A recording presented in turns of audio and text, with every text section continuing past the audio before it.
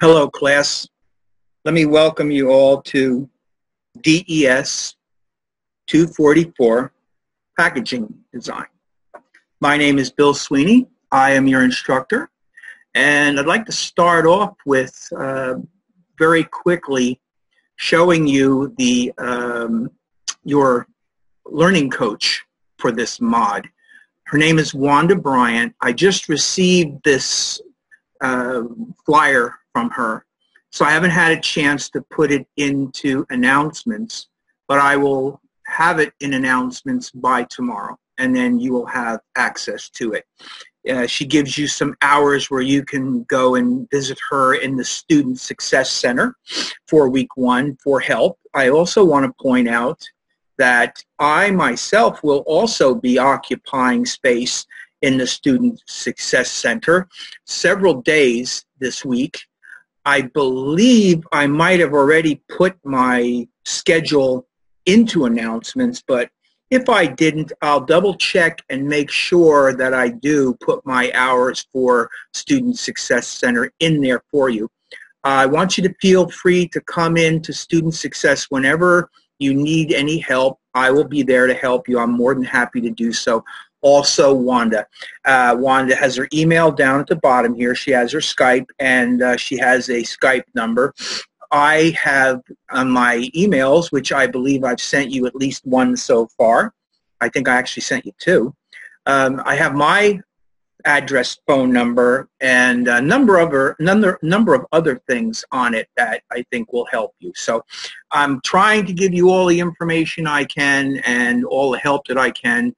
You look for Wanda for help. You look for me. Also, in the Student Success Center, you'll probably find through the course of the week that there will be other good graphic design instructors that can help you as well. So you shouldn't have any trouble getting the help that you want. Don't hesitate to give me a call. I do ask one thing of you, though. Monday, Tuesday, and Wednesdays, during the day, I work, so I'm not really able to answer phone calls on those days. You can send me emails, and I will reply to your emails as best I can. But during the day time, I'm on the East Coast, so my hours on the East Coast would be 8:30 to 5:30. I really can't field any phone calls in that time. So I just wanted to mention that to you so that you actually heard me say it. But on Thursday, Friday, and Saturday, you can give me a call pretty much any time. Can I guarantee you 100% certainty I'll be there to answer the phone? No, I can't guarantee you with 100% certainty. However, most of the time, since I'm using my cell number, I do answer the phone. So you shouldn't have that much trouble reaching me. You can also send me emails, and again, please feel free to come and visit me in the Student Success Center. As I say, don't know for sure whether I put the information in or not yet. I will definitely if I haven't. I think I might have already. And of course, this will also be put into announcements as well sometime later tonight or tomorrow. Okay? So that kind of sums up that little bit of business. I'm going to close this now. And what I have here to start off with is a little bit of a PowerPoint which explains some of the course that we're going to be going through. Also, I included a number of packaging projects that I worked on, and I'm going to talk very briefly about the packaging projects as we come to them. So, first slide, Packaging Design 244. I don't have to tell you this, and again, Bill Sweeney. Packaging, about this course focuses on the design and creation of packaging with a primary focus on technical requirements. So essentially what we're going to be looking at are the proper way to handle developing a layout for a package. I have a piece of art that I'm going to go over with you later on, and we'll demonstrate and talk about some of the different things that go into putting together a proper layout for a package. So we're going to get to that. And this week we learn about the die line and the construction of a simple box. You know, again, when you're working with a box, you're working with a shape not just a simple shape like a rectangular piece like a flyer. Flyer is a 8.5 by 11 sheet generally, or it could be a smaller flyer, but a general 8.5 by 11 sheet, bleeding or not bleeding. This is a combination of a number of different shapes that go together to make a box. You have to have a die line. What a die line essentially is, and I'll show you what it looks like, and I'll show you a very easy way to go about making one. A die line represents where the box is actually going to cut out of the larger piece of paper that it is going to be printed on. So creating a die line is essential because you're going to ultimately want to cut this thing out, and you want to make sure that when you do cut it out, you cut it out properly. And that means you're going to incorporate bleeds and all your elements in the proper position before you actually produce this thing and cut it out. The other thing that you're going to be talking about this week is the different materials used in packaging design. And I'm not a packaging designer per se. I'm sort of a graphic arts generalist. I do pretty much everything and anything. I have done some work with packaging, but it is one of the areas that I've done less work with. I'm more of a general purpose graphic designer. I do a lot of HTML work. I do a lot of HTML email work. I do all sorts of flyers and print work, and you know, I'm more of a generalist. So. But again, I do have familiarity with the approach that is taken when you create packaging, and we're going to talk about that. So what is packaging? Packaging is the technology of enclosing or protecting products for distribution, storage, sale, and use. Packaging refers to the process of design, labeling, evaluation, and production of packages for a product. There are an awful lot of work goes into producing a package. If you stop and think about it, you go into a supermarket, and I use that as an example. Go into a supermarket and you take a look at a particular product. Let's talk about some kind of cereal, okay? You go in and take a look at the entire area where the cereals are. And I mean, there are just tons and tons and tons of choices. How do you decide? If you're in there, if you don't have a particular thing in mind, if you go in there with a particular product in mind, well, that's one thing. But if you're in there to buy some cereal and you're not exactly sure what you want, how do you choose? Well, the most important thing is that the packaging is the first thing that you're really looking at. You're not really looking at the cereal, you're looking at the packaging. So ultimately, how good the persons, and I say persons because more than one person is usually working on a team that designs this packaging, how good they are will determine how much people get or how often people are attracted to the package. So again, you know, you're dealing with a process of designing and labeling, evaluation. They do testing on this. They do market testing, and then of course production of this package for the product. And part of what goes into packaging is branding and brand identity. When you're working with a particular product, it usually is handled like a brand. And what that means essentially is that it goes into that a whole series of different things. A logo, a name, a style, visuals. All of these things are developed specifically to suit a particular brand. You can take a look at any cereal. I'm just using cereals again as an example. Take a look at Tony the Tiger. Perfect example. I mean, that's something that we've seen and heard for years. Another really good one is the Kool-Aid, the big picture of Kool-Aid that comes blasting through the wall. All of this goes into branding. You know, it's a style. It's a type of visual. You know, Charlie Tuna is another really good one. These are brands that have been used and used and used forever. And the reason that they do is because, again, they're establishing a brand and they're staying faithful and true to the brand. Another really good example, actually two really good examples, are Coke and Pepsi. You know, Coke has a very specific color scheme, has a very specific logo, its name, Coca-Cola. And the kind of visuals and the way that the whole thing is presented to you is what we're talking about with packaging. And again, these people usually have spent huge money to make sure that what they're doing makes sense and they get the best market share based on their use of name, style, logo, and visuals. So now I'm going to show you a little bit of some of the packaging that I've worked on recently.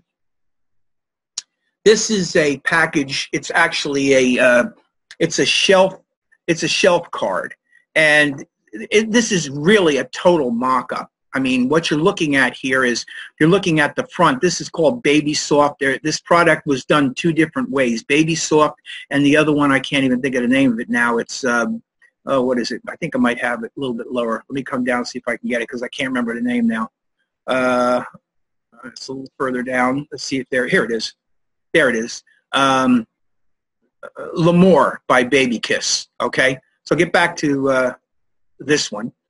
And as you can see, this is basically a card, and even though this looks like it was rendered, because it was, these would be basically they would be baby towels, little soft baby towels. And this particular package would be hanging in a store. It's a cardboard piece, and much to the same kind of piece as what you're going to be producing. I think, is it this week? It might even. I think it's next week. Actually, I think it's next week because this week I think you're working on for your assessment. I think you're working on the logo for your milk carton. So I think next week is what you're going to be working on. It's a hanging card. So this is similar to the hanging card that you're going to be doing. This is a little more complicated because it's a fold-over piece. And it also incorporates an actual bow around it. So this thing would be hanging. It would have its identity on it, and it would have the actual product here attached, and then it would be held together by a bow. And this is a die-cut piece. You can take a look at this and see that essentially this is a die-cut piece. That's how this piece is produced. That's how you end up getting these bubbling kind of effects, is that it's a die-cut piece. And this is another type of packaging. Let me go to the view menu.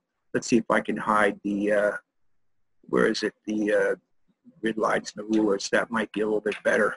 Yeah, you can probably see a little bit better. Okay, so this is another type of packaging for the same product, but this is an alternative way of doing the same product, except that this would be a little more expensive because what you would do with this thing is you would have a clear plastic tube. And the clear plastic tube would have inside of it the four little baby cloths. And then, you know, you would have this cap and a bottom cap, sort of like a little pill shape. And then there would be a bow wrapped around it. And the baby bubbles and the little bubbles on it would be actually printed on the clear plastic tubing.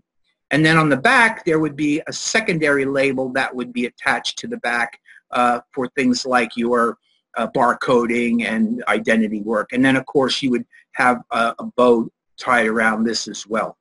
So again, just another alternative type of solution for this same exact product. Here's another way of doing it. Again, Baby Soft. This is, instead of it's actually a plastic cube. Very similar to the plastic tubing, except that this is in a cube shape. And these tops, instead of being a plastic extruded ball shape, this would be a pressed plastic top, cap, and bottom cap. And then, of course, your towelettes would be inside. You would have your graphics printed on this. And as you can see, the bubbles are semi-transparent, which kind of gives it a cool look. The Baby Soft would not be. The Baby Soft would be full opaque so that it would stand out very strongly against it. But the little bubbles would be very softly done, and then you would tie a bow around the thing, and that's, again, hung on a rack in a store. So this is the second version, and it is a cardboard. This is for Baby Kiss L'Amour. This is if they're going to use the word L'Amour instead. So what I did with this particular thing is very similar. It's a die-cut heart shape, and of course the heart shape, I need that center in white, so I left that center on it in the front there, and it's just printed as a solid red. There's nothing on there. Now the actual identity part of this, L'Amour by Baby Kiss, is a secondary label which gets attached to the ribbon. It gets attached by one of those little plastic, there's like a little plastic wire that it connects to. I'm sure you've seen all these things. If you buy t-shirts or socks or things like that, you've seen these little plastic holders that hold this on. So, you know, basically what you're talking about is a printed cardboard shape. It is die cut, and it also is die cut so that the ribbon can wrap around it like this and hold the product in place. And then, of course, if you take a look on the back, how I've done the back is, instead of having a duplicate, I've actually cut this narrow. So it folds over kind of narrowly in the back for your L'Amour by Baby Kiss identity stuff and your barcoding, you know. So again, this is, and I've made note down here that all these pieces were created in Adobe CS6 or CC. The reason that I point this out to you is because you're going to be creating things similar to this. Your projects will be for a tee box, a label, and then you're going to get into creating a milk carton. And to be absolutely truthful with you, the very best program for you to be working on for these particular projects is Adobe Illustrator. Aside from it being a really tremendous program, it is absolutely the correct program to work with. And one of the things that I'm kind of a stickler about is trying to teach you guys the right way to do stuff. I mean, I feel that it's important for you guys to know the right programs to use at the right time. Whenever you're working on any kind of artwork like this, which is essentially vector artwork, you should be working in Adobe Illustrator. A lot of people have a tendency of working in Photoshop. Photoshop is not really the program to do this kind of work in.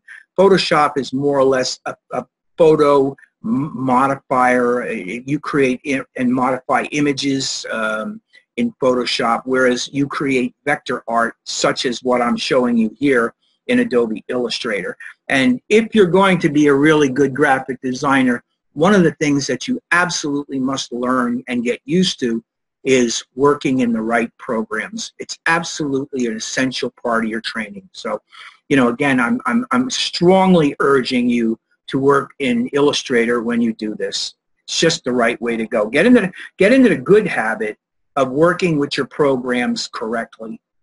So here again is just some minor modifications to the Baby Bubbles. This is the L'Amour by Baby Kiss. This is if we were using the title L'Amour as opposed to Baby Kiss. And obviously, it's the same, and I'll talk to you about how I actually created this in a minute. It's almost the same thing. It's a tube, as you can see, and then it's the little end caps. And, of course, the printing on the actual tube, and then your product is inside the tube, and then you put your little bow around it. And on the back, same thing. You just got a secondary label, which it's an adhesive label, gets stuck to the back, and it will have branding, and it will have your barcode. And it's real simple, but that's the way these things work. Interestingly enough, the tubes, this particular piece, and also the cubes, these were made in Adobe Illustrator using the 3D Revolve and 3D Extrude. And I hope to be able to give you a demonstration before the end of this mod of how that particular filter works. I think you're going to be very impressed by it, very excited by it. It does incredible stuff for you. And once you get to know how to do that, you're going to love it and you're going to want to play with it. And I actually have more stuff that is done using the 3D Extrude and the 3D Revolve coming up in some of the other images, which I'm going to go over with you. And again, none of this has anything directly to do with what you're doing, other than the fact that it's giving you an idea of what packaging can be. And that's really what this week is all about, is packaging. And I'm personalizing it by taking certain things that come right out of my experience and showing you those things. So here's the L'Amour version of Baby Kiss. This is the actual cube, and it's just simply been redefined for L'Amour. As you can see, the only real difference is I'm changing the color scheme on it, because L'Amour, I think, works better with a red scheme. The bow's essentially the same. A lot of it is not changed radically. I just removed the bubbling graphics off of it, changed the graphics, and changed the color of the capping.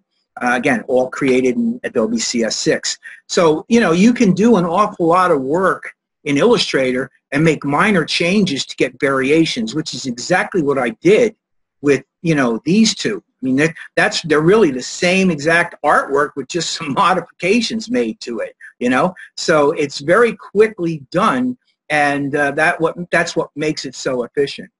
Now we're going to get to the next group of stuff, which is my packaging for Yankee Candle. So what this basically is this is one of their candles, and this particular candle is a Christmas tree ornament. So you would buy this, you'd hang it on your Christmas tree, and then you would take it down, and you would break the seal and take the cap off, and it would be a candle. And this was also created in Adobe 3D Revolve. So, you know, again, you can see I've actually created what looks like a little cap up there, and I've actually created what looks like a little hanger. And if you look carefully on my label, you can see the little plastic wire that holds this little piece on to the loop, the metal loop. So you see what it, and also I give it a little bit of a drop shadowing effect to finish the whole thing off.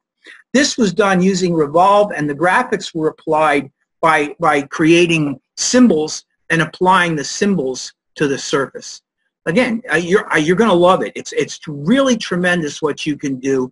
It seems so much harder than it is. It's so easy in the end that you're going to find it absolutely amazing. So again, I look forward to be able to show you. As a matter of fact, I do believe what I'm going to be able to do is go in and show you how to do this when I show you how I created my box, my tea box. I'm actually going to go in and show you how I created my tea box.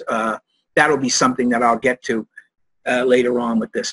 But again, this is a little die cut label, and again, you can see we're looking at labels here, we're looking at shapes, and each one of these things, this is actually a plastic, this is actually a little plastic form. This would be created in plastic, and then of course inside would be the candle. So what this is also is a very small mini portfolio of different types of applications of packaging.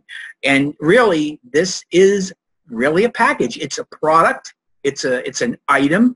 But the bottom line is, if you stop and remove all of that from it, it has type on it. It has color. And you open it up, and there's something inside of it. It's a package. So you see what I'm saying? That's how you think with this.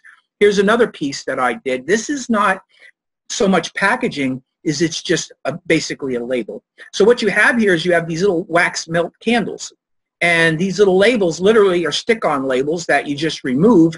And underneath this would be the candle wick, and you would stick the wick up, and you would just burn these in they have little containers that they sell. So this is completely a label, you know. Although, I mean, I did create this for the mock-up purposes. The bottom line is that in reality, the thing that I'm focusing on here are the two labels. So these are two labels, and using Illustrator, I'm able to go in and I'm able to make a really tight presentation. So all of this was created in Illustrator.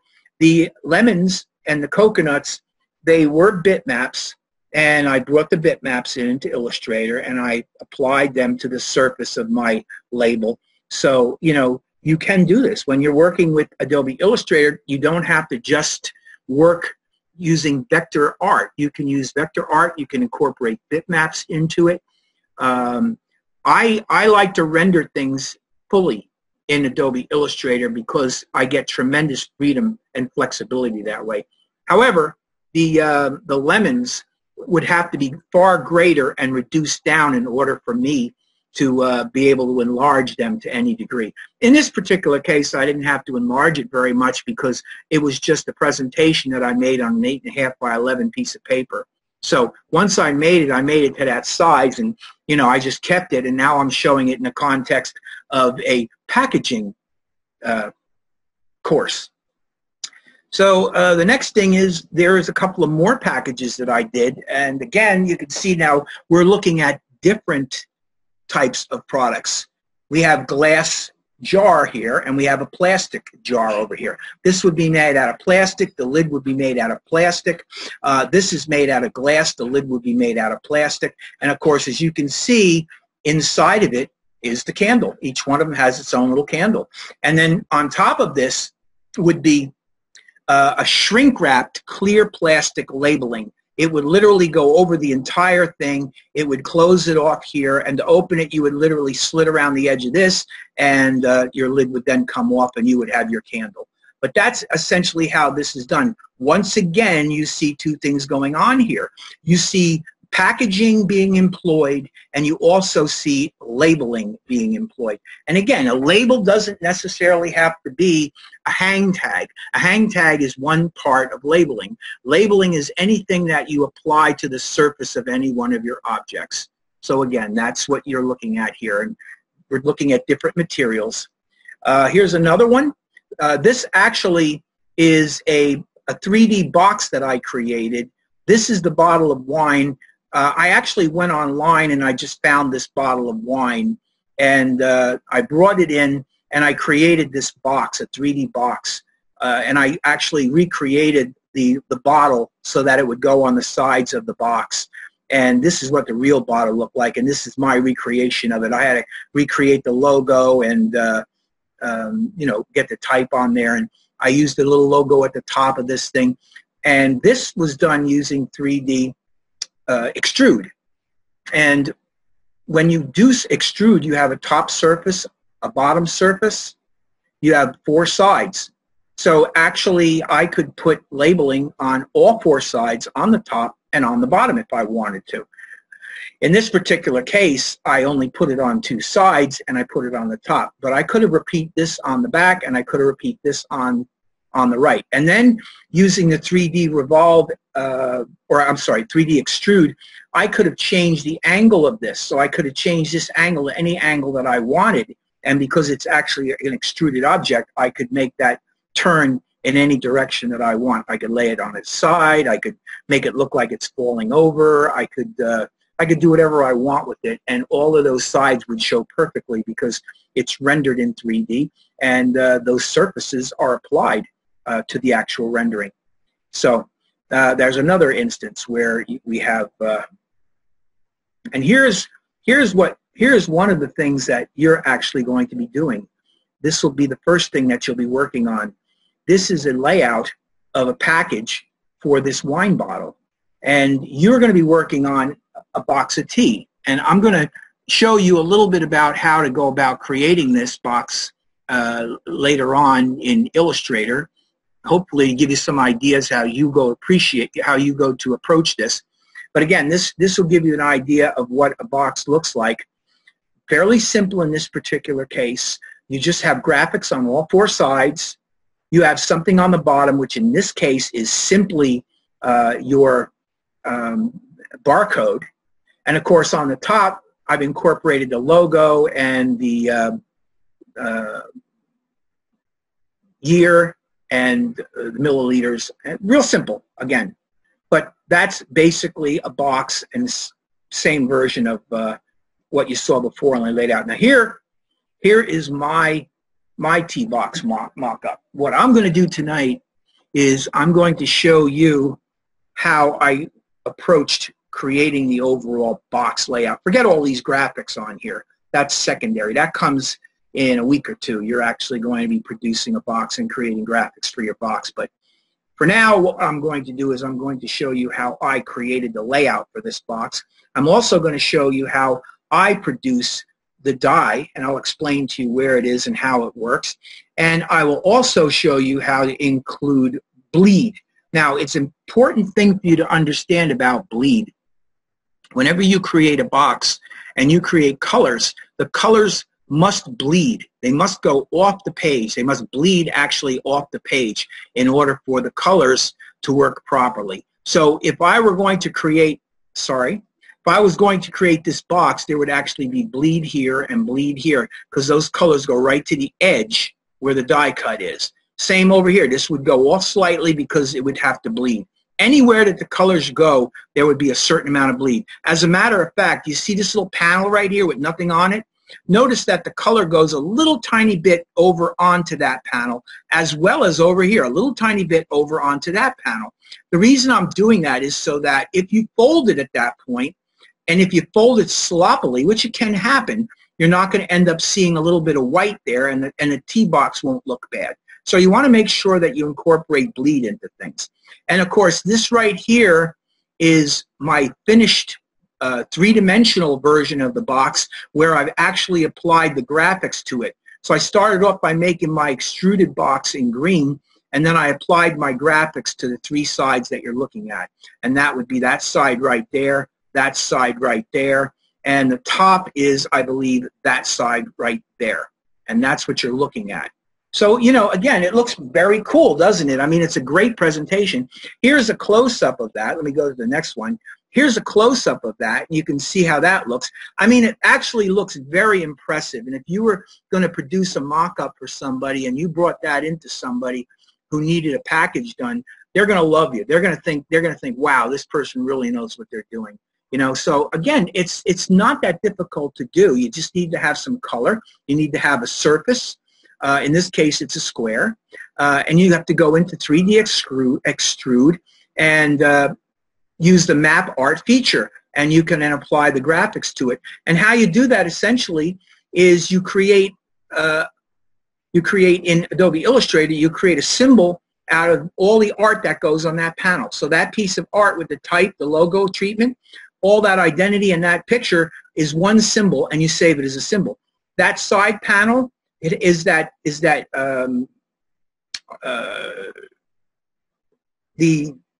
information on it and a logo that goes on the side, and what you don't see on the top obviously is the top. And all three of those are your symbols, and then you just basically map them to the surface, and you end up getting something like this. It's pretty amazing. So the other thing that we're going to be working on together here is the milk carton. So I'm showing you what one of the milk cartons I did. This is one that I created. What you're going to do is you're going to go in, you're going to design a logo. I'm going to show you this logo that I created tonight. This is what you're going to have to do this week, is just concentrate on creating a logo for this milk carton.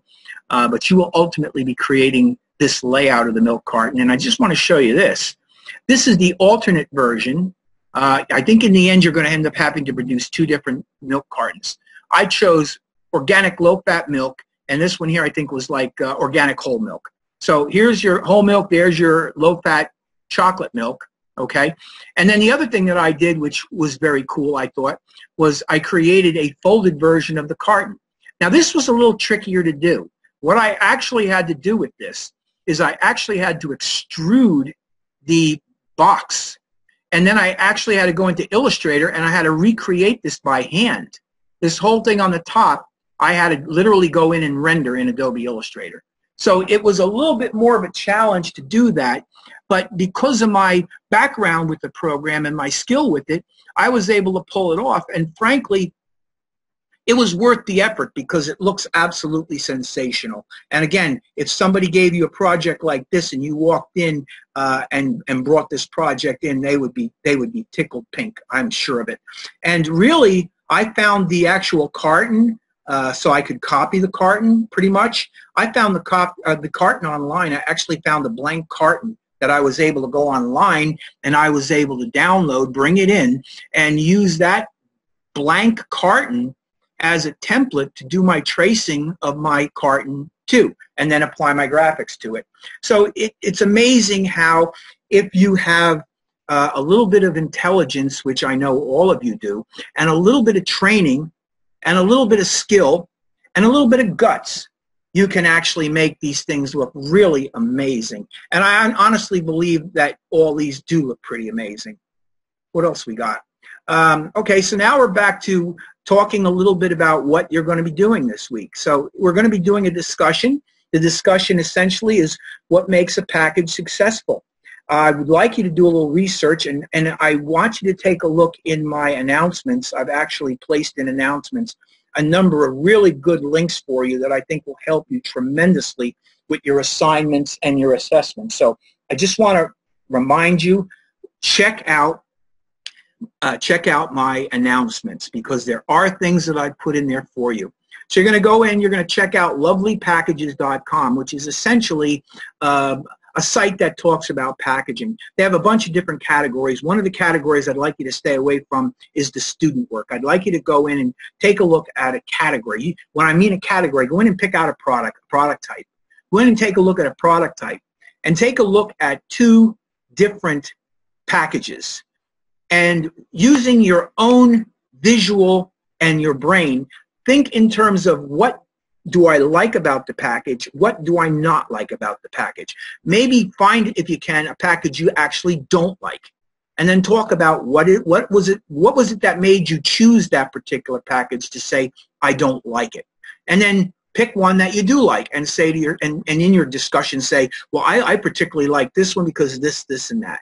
So that's really what it is. Now, the important thing is, I make note of it right here, please read and understand the discussion requirements, and try not to avoid duplication. That's a little difficult, because all it really is be careful that you don't have 4 students going after the same images. But the bottom line is, you pick what you like, and I'll deal with it. One other thing I wanted to point out, very important for you to know, I also have in announcements, I have a document that talks about the rubrics for this course. And I think you should download the rubrics for the course, and you should take a look at the rubrics and see what I expect you to do. It's absolutely critical that you see what the rubrics are, so that you can guarantee yourself the best possible grade for the course. It does enter into it. Yeah, I'll talk more about that in the next couple of slides. So discussion etiquette has something to do with the rubric. What makes a successful discussion? Make sure that for your initial posting, that means the first post that you do, your initial discussion post, make sure that it is no later than Wednesday at the end of the day. So in other words, today is Tuesday. Make sure that you get your initial post in by the end of the day tomorrow. The reason I say that is because if it comes in any time after that, I'm going to have to deduct points for it to be late. It will be considered late. And if you take a look in the rubric, it states that. So I don't want to be taking points off. I want you to understand it's critical for you to get your initial posting in on time. Now, something that I have happen all the time that I really want to talk about is student replies. Very often, 2 things occur. Somebody will go in and create 1 reply, and that's it. Or somebody will come in and wait until, I don't know, 9 hours before the end of the week and slam their 2 replies in. Well, technically, you're supposed to give 2 individual replies. And you're also supposed to, since we're talking about discussion etiquette, you're also supposed to allow the student enough time to reply back to you if anyone wants to do it. If you put a post in 2 or 3, 5 hours even, before the end of the day on Saturday, what do you think the chances are of the students actually having much of a shot at going in and replying to you? I mean, it limits them very severely. So all I'm saying is, make sure for your own good, not for my good, because I'll grade you one way or the other. But the bottom line is, I'd like to see you do the best you possibly can in the class. So my point is that if you get your individual student replies in as early as you possibly can, and if you make sure that your initial posting is in before Wednesday, then there's no way that I can knock you any points for that. If you come in on Thursday and do your initial posting, and then if you wait until Saturday afternoon or Saturday evening at 7 o'clock, I'm going to have to knock you points for that. And that's not what I want. So, and I say this because every course, I guarantee you, every course, I have students that do that. And then they'll argue with me, well, I had it in before the end of the day Saturday. And then I have to explain discussion etiquette to them. And I have to make them understand you're a professional. You really are. And act like a professional. A professional does not wait until the last minute to just slam something in. A professional cares about what they do. I think if you take a look at the work that I just shown you, I think you could say that if there is one thing about me, I do care about what I do. And I make sure that my presentations help enforce that. And I want you to feel the same way. I want you to walk out of this class thinking, I'm inspired to do the best that I possibly can. I want that job. And the way to get that job is to show somebody something that is better than anybody else is going to show them. And let me tell you, there's an awful lot of people out there vying for the same work. So it isn't easy. You're not going to just walk out of Independence University with your BA or your associate's degree and a job is just going to come falling into your lap. You really have to be honest and sincere with yourself, and you have to cherish the time that you're in here and make the best of it. So that's really why I say what I say to you. I want you to be impressed about this, and I want you to feel motivated. Your week 1 assignment. You're going to deconstruct and duplicate a box. So what that means essentially, and again, please read and understand the assignment requirements completely, because this is just a brief indication of what it is you're going to do. You're going to get yourself a box. It's going to be a tea box. You're going to go get yourself a tea box. It costs you a couple of bucks. You might even have one in your house. You're going to very carefully open the box up. When it says deconstruct it, all you're doing essentially is opening it so you can lay it. You're not going to rip it apart. You're going to open it on its seal and lay it out flat. And then what you're going to do is one of two things.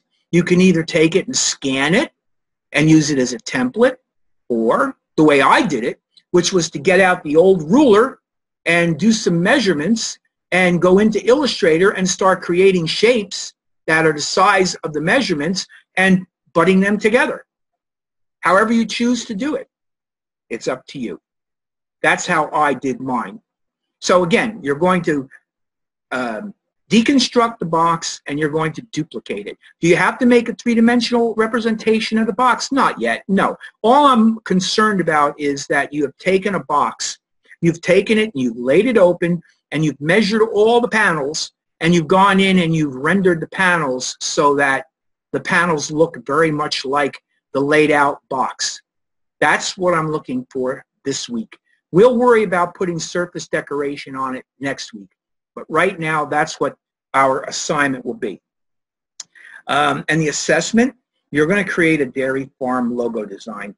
I would recommend that, again, please read and understand the assessment requirements carefully. Also, take a look at the rubrics that I have in there. Make sure that you look at that so that you see what, aside from this, you're expected in this class. You're going to go in and you're going to do some research on dairy vector art or dairy logo art. Very simple. I generally myself use Google, and that's because I do this kind of thing all the time. I just go in and I Google it and I find what I'm looking for, and I grab some images that I bring into Illustrator, and I use them more or less. And when I say tracing, I use that rather loosely. I just use them as a guide. I bring them in and I use them as a general guide, and then I do my own thing.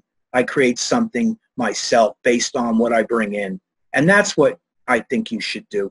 So it's going to be Mayfield Dairy Farms in Adobe Illustrator is what I'd like you to do this in. I'm going to show you what I did for mine. I got the artwork, and I'll give you a couple of instances of some of the things that I use in order to make mine do what it does. I'll show you that shortly. But that's what it is. And again, you're going to be working with Mayfield Dairy Farms. You're going to be creating some sort of a combination mark. And what a combination mark really is, it's a combination of elements. It involves color, it involves type, and it involves symbolism. That's what I created. Mine is a combination mark. And again, I will talk to you a little bit more about combination mark in a little while when I get to it. But that's what you're going to do. So you're going to create your box, open up your box, and then you're going to create your dairy farm logo. You can keep it somewhat rough, and but again, I'd like you to actually come up with a development of a dairy farm logo. I would do some research before you go in and do it. Use some nice type, use some nice treatments, and see if you could find some interesting graphics. Another thing you might want to do, just out of curiosity for yourself, two things actually. You could look up online tea packaging. You could look up online milk cartons. and see what some of the milk cartons online are like, and see what some of the tea boxes are online. And if you really feel motivated, or if you just happen to get into a store, you know, go over to where the milk is and just take a look at some of the packaging that you see in the store on milk. You don't have to buy anything, but you can just take a look at it. And it's the same thing. It's the same thing with tea. If you get into a store, go over to where the tea is being sold and look at the kind of packaging that they have. Take a look at the stuff and see the different teas and see the different types of packaging and get a sense that, you know, there are people that are creating these products that are fighting for your attention. And that's what this whole thing is really about. You're actually fighting for attention. That's really what you're doing. So again, that's what you're going to be working on. And I'm more or less done with this. So I'm going to close this out and jump into Illustrator. Now, this is my packaging, and what I did with this, just so that you know, is you can see as I roll over this, can you see that each one of these things highlight? Each one of these guys highlight. See that? So what I did essentially here is I created a basic shape. Let me show you. Here's my basic shape. Now this box is essentially a square. So what I did was I measured, and I actually found a box that was pretty much square in the store when I actually created this. I liked it. I liked it because it was a cubey look. I liked that look. I didn't like the long rectangular look because most of them are like that. I went with this one because I thought it was a little bit more unusual. So really what I did was after I opened my box up, oh, and unfortunately, my box no longer exists. I don't know what happened to it. I think my dog got it and chewed it up, so it's gone. But at any rate, it was more or less a square. So what I did was I just basically went in and I created my square, and I used a regular old ruler. And again, my training as a graphic designer goes way, way, way back to where, you know, we used to work on drafting boards with T-squares and rulers and magic markers and pens and all that stuff, you know, rubber cement and all that stuff. So, you know, I have a long tradition of working with that sort of product. So I used my ruler and I created my shapes, and I just made sure that I put all my shapes in the proper place. I indicated my tabs. This is a tab. I indicated my corner. These are my side panels. They fold in, and this is my top panel. This is one of the top panels, and these little tabs here go in. So I mean, I actually created the whole package just from that basic shape right there. And what I did was I made, instead of it being black, I made it kind of a light gray. The reason I made light gray was because I didn't want it to be jumping out at me. I wanted it to be subtle. The bottom line is I wanted it to be subtle, but I also wanted you to be able to see where the folding goes. And that's the whole point of this, is that looking at mine this way, you can see where it folds. That's what I'm going for, that look. So that's the first thing that I did. I actually created all the panels properly and laid them together on my page. This is something I'll show you in a minute. So that's the first thing. Now, the outline of this, the actual outline edge of this would be where your die line is. The outer edge, all the way around this, is where the die line is. Okay? And let me show you. I'm going to click to turn the die line on. Check it out. There's your die line. If you follow this line, it runs all the way around the perimeter of this shape. Now, the point of that is that the die line is what the printer ultimately uses to cut this piece out. That's this, if you can imagine, this white area right here is the larger piece of paper that this package is printed on. And that red line is the die line, which is used to cut that printed piece, when it is printed, out of that larger piece of paper. So that's the die line. Then I have the bleed right here, and I'm going to turn the bleed on. Now the bleed runs outside that line by approximately 1/8 of an inch. The purpose of the bleed is any graphics, any art that is going to actually bleed off the panel must be brought to that line right there. So I'm going to the trouble of indicating this because I wanted you to know that there's a right way to do this. And if you're going to come into my class and we're going to be talking about the more or less the production aspects of how we do this, you should know this and you should try to do this. So you walk away with the best possible experience that you can. Okay? So I've explained to you how I'm going to hide these. I've explained to you how I've laid this box out, and I've shown you this is the actual shape right there. Okay? I want to show you how I arrived at the die line. So what I'm going to do is I'm going to come down here and I'm going to create a new layer, and I'm going to call this die line 2. Die line underscore 2. So this is going to be my new die line. All right? I already have a die line, but I want to show you how I make the die line, so I create a layer, call it die line 2. So I'm going to come in here and I'm going to select that entire object right there. And I'm going to go edit copy, and then I'm going to click on die line 2, and I'm going to go edit paste in place.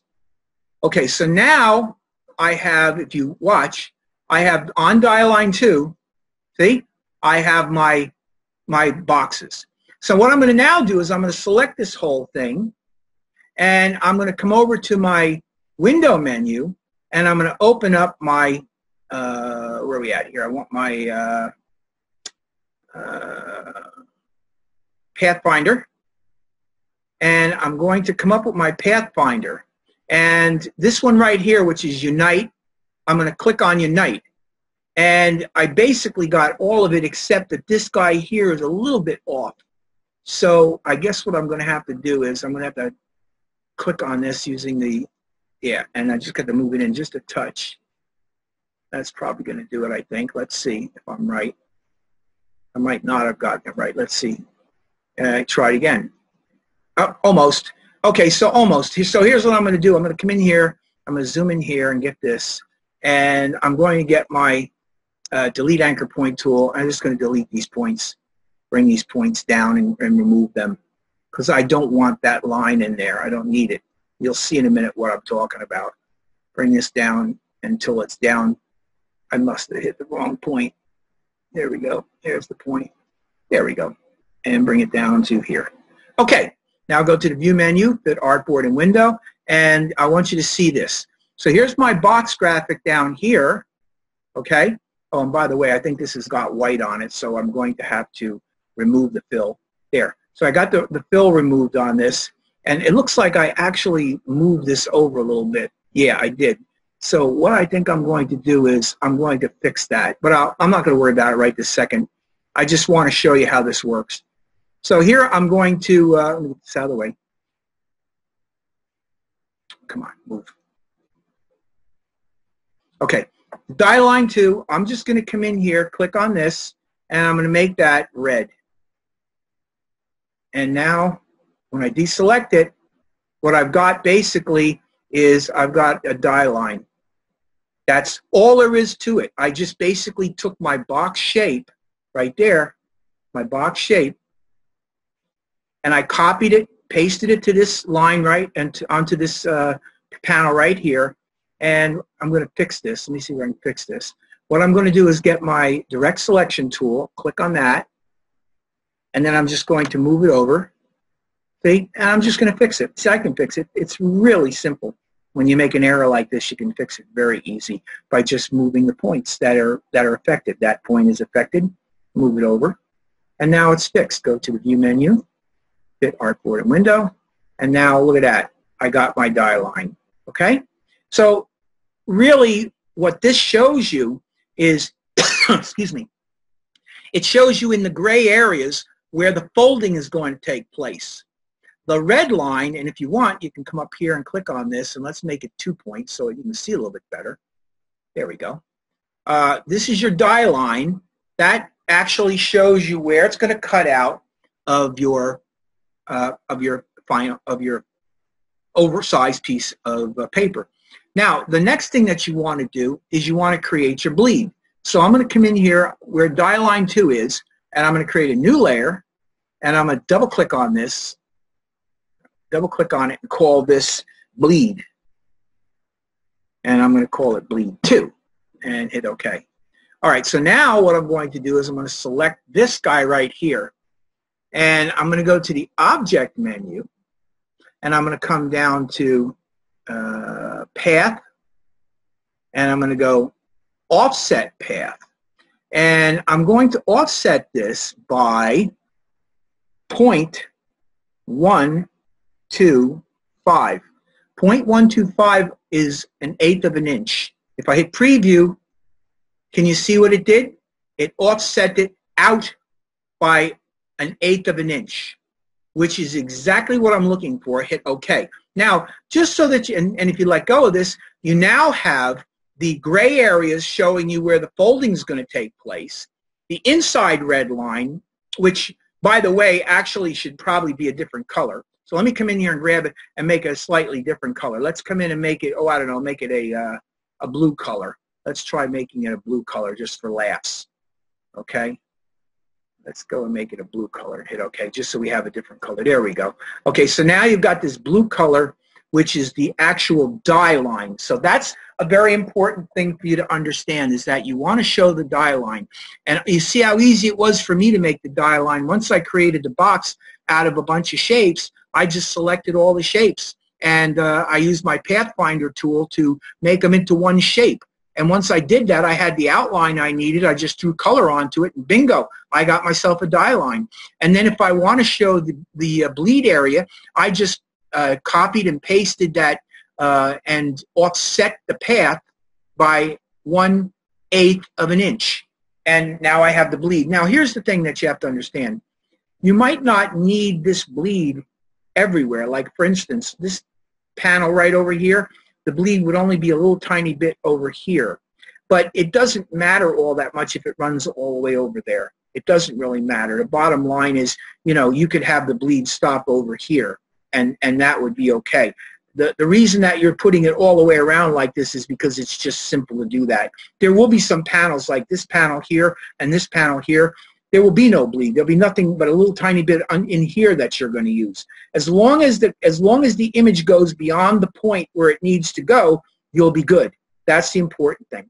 The rest of this area here will be glued, so you don't really need to have any image on it because it's ultimately going to be glued. Most of the areas where you're going to want the images are going to be on your primary areas in here. These are the areas where you're going to get the color. You know, these are the areas, the big areas in here where you'll get some color. So that's really it. And a little option thing I want to show you over here, because it's very cool, is this. I'm going to show you how I use the 3D tool to extrude this into a box. I think what I'm going to do is I'm going to click on this, and let's make it green for the heck of it. Make it nice green. Let's make it a dark green like that. Hit OK. And actually, I think I want to make it a fill. Yeah, that's what I want. All right, so now I have my little green box here. And let's say, for instance, I wanted to turn this box into a 3D object that I'm going to apply graphics to. I'm just going to show you how to do this, and I will show you again how to do this in future weeks, because I also want to show you how to create the labeling that goes on it and how to apply it. But I just thought it would be a really nice little thing for me to do, is to spend a few minutes to show you how I accomplished this. I think you'll really enjoy this. So with this selected, I'm going to go up to the Effect menu, and I have my 3D, and there's two. There's Extrude and Bevel, and there's Revolve. When you use the Revolve tool, it's because you have an object that you're going to try to revolve, like a spherical object or some sort of an object like a glass or something like that. When you want to create something such as a box, you're going to use the Extrude and Bevel. So I'm going to click on Extrude and Bevel, and I get the Extrude and Bevel dialog box. And to really see what's going on, all you have to do is hit Preview and see right away. Look at that. I suddenly get an extruded object. And I have these settings up here. There's several ways I could go. I could come up here and I could take a look at my different rotations, and I can go, oh, I don't know, let's go isometric left. See, there's an isometric left. And or I could use these things here, and I could slide this up. See how that rotates it around? I could drag this down like this, and you see how I'm moving this thing around in 3D space? It's absolutely cool. The other thing I can do is I can just simply use this little icon, and I can drag this icon around, and I can position this thing any way that I want using that icon. So there's a number of ways that I can approach doing this, okay? So now I got something that's sitting somewhat like that. What I want to do now is I want to take this thing and I want to make it somewhat of a square. So by using the extrude depth, I can start sliding this thing out, and I can just keep moving it out until I get something that's pretty much of a cube. I think I'm still, that's too much. Let's go back to about 215, make it about 220. Try that. It's hard because it slides quick. There's, all right, that's not too bad. Okay, and then the other thing that you could do is you'd incorporate perspective. So I can come over here and I can drag the perspective. I want you to watch what happens to the shape as I drag the perspective out. You see what it does? It throws perspective into it. You see what it's doing? It's tapering the back, putting perspective into this. It's very cool. See that? That's probably too much, so I'll back off about halfway. And that's probably pretty good. And then, of course, you know, you can move this thing around any way that you want. You know, you can go to off-axis front. I like that. Off-axis back, okay, or off-axis left. And now suddenly the thing looks like it's gotten square, it's gotten rectangular again. So I don't know. Let's go back to off-axis front. I like that. Yeah, that looks pretty good. Now the map art is here. Okay. Now I don't have any art to put on this. I'm not going to get into it, so I'm going to hit cancel. But map art is right there, and essentially, what I'm going to do is I'm going to create the panel that the same size. I'm going to create the panel that goes onto this, and then I just map it right there. The other thing I have, which is very great, is I can come in here and I can play around with these lights. See how I'm changing the directions of the light? I'm putting the lights in different directions. Isn't that great? And if I want, I can come in here and I can add additional lights to this, see, and I can create different looks. See, I get all these different great looks, and I can play around with the intensity of the light. See? I mean, it's just fun. You can do all kinds of great things with this, you know, and get the kind of look that you want with it. You know, looks pretty good. There we go. All right, so there you have it, and when I'm done with this, I hit OK. And then I deselect it and I take a look at my cube. And that's all there is to it. I mean, it's amazingly simple. Now, there is one other thing that I think is absolutely critical for you to know. Once you've created your object like this, you want to get introduced to the appearance panel. Yeah, you want to get used to looking at the appearance panel, because if you want to remove or reapply or adjust the extrude and bevel, you have to select the object. Because look, if you take a look at this, you see where that's just a little square there? That's really all this is that little square, but it's been turned into that 3D object using the filter, the extrude and bevel filter. So if I click on this, and if I hide the extrude and bevel filter layer, it goes back to being just its regular flat shape. If I click it back on, it becomes an object again. If I want to edit this, if I want to go back in and change this, I double click on extrude and bevel, hit preview, and then I can come in here and I can go off axis right, okay? And again, I don't like that look, so I'm going to go back to off axis front. Yeah. And, you know, again, change whatever you want on this. Hit OK. And there you have your 3D extrude, in this particular case, extrude object. We will revisit this. The important thing for you this week, if you want to play around with your 3D extrude and bevel, please feel free to do that. I have absolutely no problem with you doing that at all. But the bottom line is what you're really concerning yourself with today or this week is the production of this box right here. And again, I don't want to be too repetitious, but what I generally do is I generally just take the box, open the box up. If there exists a box and I have to redesign a box, I just generally open the box up, lay it out flat, and start thinking about what I want to do with it. In this particular case, I wanted a square box. I found a square box, more or less a square box, and I laid the box out and I created the shapes, overlapping all the shapes, and that's it. It's all there is to it. And then again, to show a die line, I showed you how to do that. You basically select all the objects and you use the Pathfinder panel to group them, or actually select it all and turn it into one object, which you then color any color that you want, all right, for your, probably even a better color. There we go. All right, so now you've got your die line. And then the other thing you might do for an option is to select the die line and offset the path. Go to Object, Path, and offset the path. And you offset it by 0.125 inch, which is 1/8 of an inch. And you should end up with something that looks very much like this. And that's your assignment for the week. That's essentially what you're going to be doing this week. And again, if you get around to doing something like this, cool. I recommend that you do it because I think you'll find it fun. But do you have to do it? No, you don't. This is what you have to do. This is what I want to see. So again, get yourself a box, lay it out flat, start building it, and put it together. Either that or scan it and just put it in and just build it that way. However you're more comfortable doing it. That's it. That's the assignment. Now, the dairy logo, I'm not going to save this. The dairy logo, here's your dairy logo. Am I going to tell you what to do with the dairy logo? No, I'm not going to tell you. Ultimately, you decide what you're going to do with the dairy logo. This is actually a combo mark. And again, a combo mark means that there's a graphic symbol of some kind, which in this case is this picture of the cow, and then there's text. And this text and that text together make a combination mark or a combo mark, which is one of the many different forms of logos. And what you might want to do is you might want to go online and look up logo types. Just do a general search for logo types.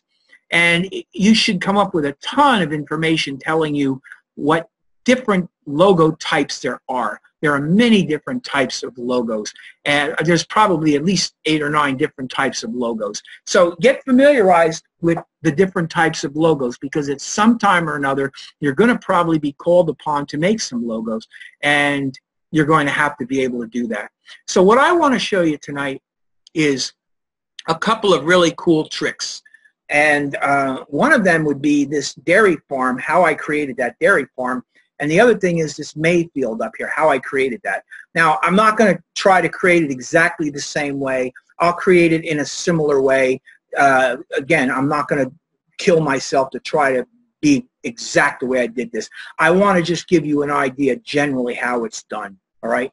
Let me go to the View menu, and let's go Fit All in Window. I only got one artboard. Okay, so let's do another thing. Let's go over to the Window menu, and let's open up Artboards. And you may or may not, again, I don't know each one of you well enough to know, don't know what you know about these programs, but when you are working in Adobe Illustrator, not only do you have layers, but you also have artboards. Right now, this is the artboard panel. It works very, very similar to the layer panel, except that the artboards don't overlap one another. They sit besides each other. And it's almost the equivalent of creating different pages. So right now, this particular document has only one artboard. So what I'm going to do is come over to the menu, the drop-down menu, and I'm going to choose New Artboard. And now I have a new artboard over here. And if I go to the View menu this time and go Fit All in Window, you see, look at that. I got, not only do I have this artboard, but now I have another artboard. Okay? So what I want to show you is how I went about making this dairy farm banner, and I want to show you how I approached making that semicircular Mayfield, in case this is something that you want to do.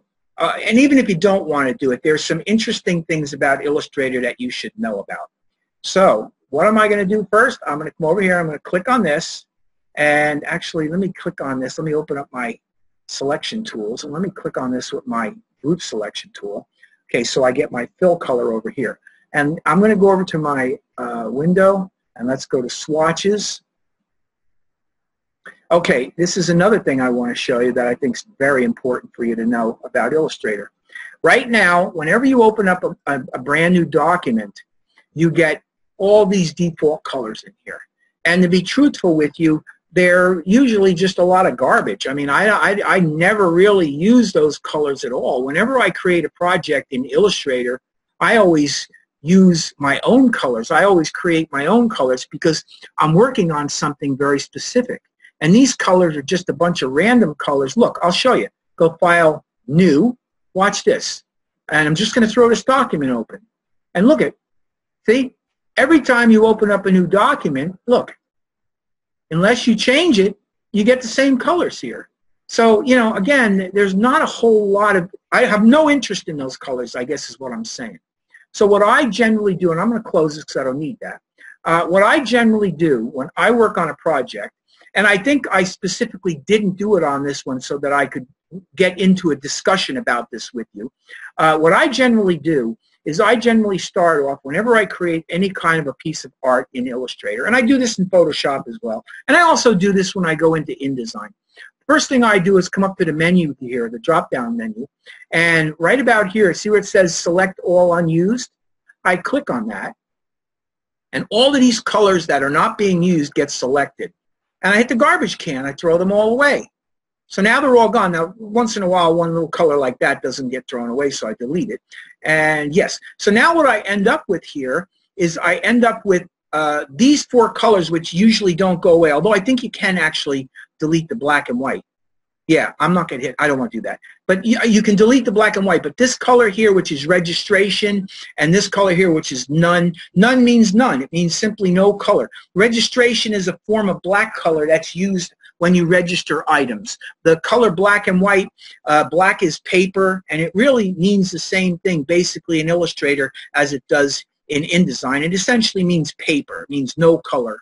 You don't really use white, you use paper. Unless you're using something like a screen printing environment, then it actually does mean white. And black, of course, is black. Now, I accidentally got black into that, so I'm going to come over here and see if I can grab that brown and change it back to brown, which I just did. Okay, now look, I got this fill of brown sitting here, okay? And actually, I don't know, that brown looks different. Let me just try it again. It looks different. All right, well, it doesn't matter. It's not going to, you know what, let me go edit undo. No, you know what, I'm not going to worry about it. I really am not. This is baloney. All right, so what I'm going to do is, I got two choices. I can either click on this, click, hold, and drag and drop it into here, or come over here and click and choose New Swatch. And I get the New Swatches dialog box. Now, depending upon what I'm working on, and I happen to know that this week you're going to create this dairy farm logo, which is 4-color process. So if you take a look here, you have color type, and you have either process or spot color. Process color means that it's made up of CMYK right there. See it? And that means cyan, magenta, yellow, and black. And it's showing you the percentages of cyan, 47.79% of cyan. Magenta, 74.18%, yellow, 84.59%, and black, 68.98% give you that color, CMYK. This would be the correct color for this because this is supposed to be a 4-color process logo. If this were a spot color, you would change it to spot color, and you would change this to, let's see here, I want to go to, I'd leave it, I guess I'd leave it at CMYK. Just change it to spot color, okay? But we're not. We're going with process, so we're leaving it process. I just want to point that out to you now. I'm going to hit OK, and now I have that brown color in there, okay? So that's one way to create a color. If I want to create another color, okay, I can click on this. I got to use the group selection tool to get it. The other way is I can click on this, and I can drag and drop it into there. And then if I double-click on it, I get the same. Come on. There we go. I get the same swatch options, and as you can see, it's still process color, CMYK. I'm going to hit cancel because I just wanted to show you that. And then I could do the same thing with this. I can come in here and grab that pink color from nose, and I could drag that and put it in there. So what you see I'm doing essentially, and there's a green I'm using, right? Oh, and I got to get the right tool. I grab the green and I drag the green in there. And then I would come in with my brown and I would drag my brown in there. And now you see what I've done is I've actually taken my swatches, and this is the color scheme that I'm working with to create my overall logo. So that's what I would do. I would get rid of all those colors, and I would decide, and I'm showing you how you go about doing this. This is not exactly the way I went about doing it. I worked out my color scheme in advance and put them in there. But I'm just sort of cheating since I have this, and I'm showing you how you would go about doing it. There's my color scheme. That's the color scheme that I want to use for my logo. So that's the first thing. Now, the next thing that you're going to want to do is you're going to want to recreate that dairy farm. So what I would do is come in here and I would grab and make myself a banner, something about like that. And then I'd open up my colors, click the dark brown, move that over here. Then I would come in and I'd grab my type tool and I'd come over here and I'd click and I would type dairy farms. And then I would select my font, and I got Myriad Pro on here, which is okay. I'm just going to go with Myriad Pro for now. But what I want to do is I want to make it quite a bit bigger, and I think the easiest way to do that is to simply hold down the Shift key and drag this thing big.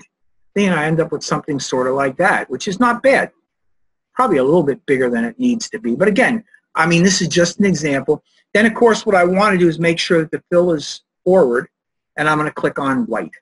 So now I end up with, and it probably is a little bit bigger, so what I'll do probably is come in here and I'll change it to say, oh, I don't know, maybe 95 and hit OK. And now I've made that a little bit smaller. Oh, one other thing I might do with this is I may come into the paragraph and I may center it, okay? So now I have this, and what I'm going to do is select both of those objects and I'm going to align them like that.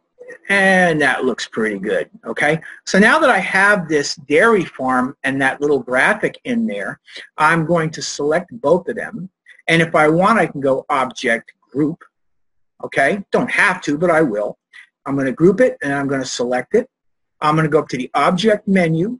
I'm going to come down to Envelope Distort. I'm going to come over to Make, whoops, I'm going to go to Make with Warp. So Object, Envelope Distort, Make with Warp.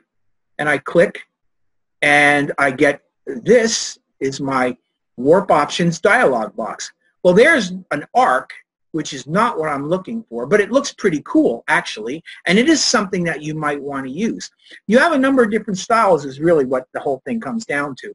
The one that I was using is the flag. So I'm going to click on flag, and you can take a look at that, and you can see that, you know what, that's probably very close to what I use there. But the thing that you want to understand is that you have an infinite variety of different variations on this. I mean, I can come back and I can start making this thing less wavy as I might want, okay? And I can even start bringing it in the other direction where I start making it do this. See? So you can go any way that you want to go, and it's very cool. I can bring it back to 0 here.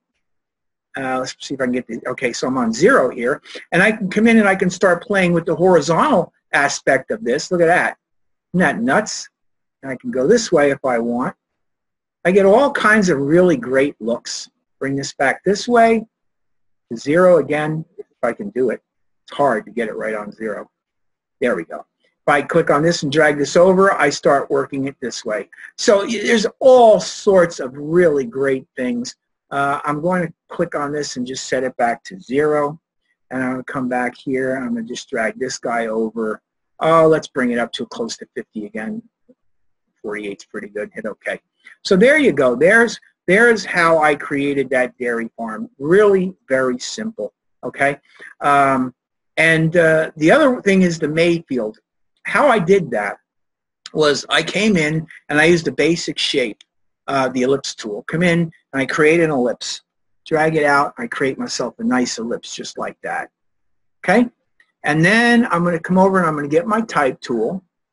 And I only need to get the type tool because if I click on this, actually Control Z, I think I got to click on it like that. Nope, didn't work. Control Z. Giving me trouble. I'm going to get the type on a path tool because it's more reliable. So I get the type on a path tool. This is what I get. You'll notice that the regular type tool looks like this. Okay? The type, I should be able to get that, but it's not. It just isn't letting me do it. The type on a path tool enables me to take that little curved area and click. And now I have type on a path. And what I can do is I can type Mayfield. Actually, I think it's lowercase, M-A-Y-F-I-E-L-D, Mayfield. Okay, then I can select this, and I can start bringing this up in size. And 72 is even, let's try 172. 172, let's try that. That's probably too big. Let's bring it back to about 120. How's that?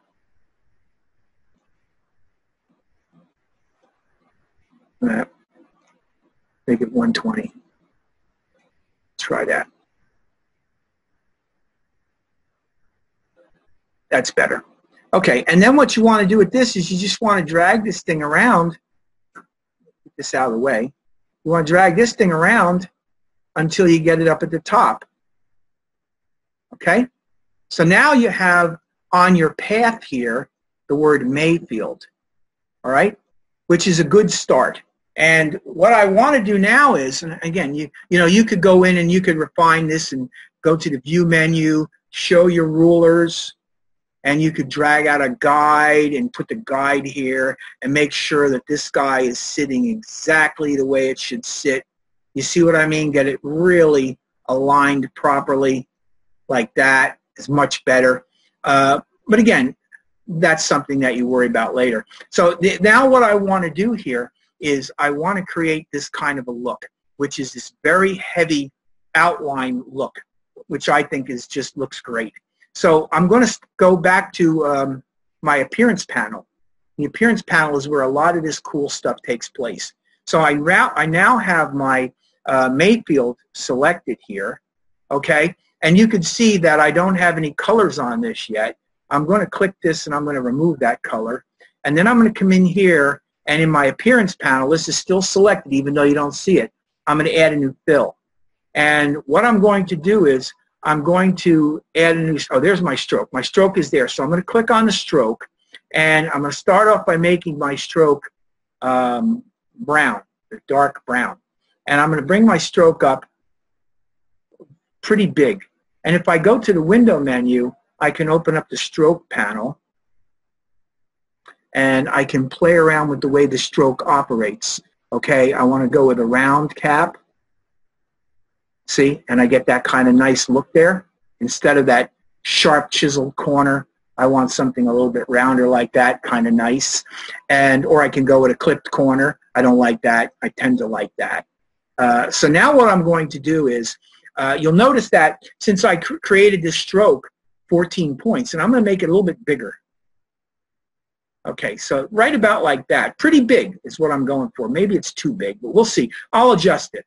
Okay, so now what I'm going to do is I'm going to click on this, and I'm going to make the fill white. Okay, and you don't even see, you can't even see the fill because the stroke has choked it off completely.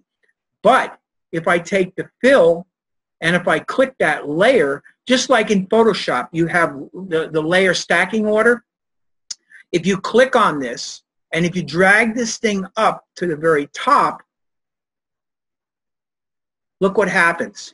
I end up getting this beautiful fill, which then is not being chopped or cut up by your stroke. And now I can go back into my stroke, and I can start playing around with the size of the stroke. Bring the stroke up until I get something that I really like. And I get something like this. Keep going until I get something really massive, which is cool. And you know what? I kind of like that. That looks pretty good. So there you go. Look at that. In just a few very, very short minutes, I can create really cool type effects. What's great about this is I can come into this type right now, and if I wanted to, I can select the type, and I can change it to FRIED. See? So I can change the letters, I can change it, and it just automatically changes. I'm going to go Control Z and bring it back because I don't want to change it. But I just want to show you, these are editable. I can double click on this, okay, and I can go to the Object menu, and I can go, where are we at? Envelope Distort, and I can edit the contents, and I can come in here, and Dairy, and let's call it Firms, F-I-R-M, Dairy Firm, okay? And see, you can go in and modify it, edit, undo, and undo that typing. So you've got flexibility to make changes if you want. I can change the font style if I want. I can come up to Mayfield and I can double click on this and select this. And if I wanted to, I can come in here and let's see. Let's find another font. Let's see something radically different. Let's find something with a serif face. Let's try City of Bright. There you go. Look at that. Look at that, Mayfield. Look at that, totally different look. Do I like it? No. The point is, though, that you can do it. That's what this is really all about, to give you some ideas as to how to go about doing some of this stuff. Adobe Illustrator is a pretty tremendous program. I think you're going to enjoy it a great deal.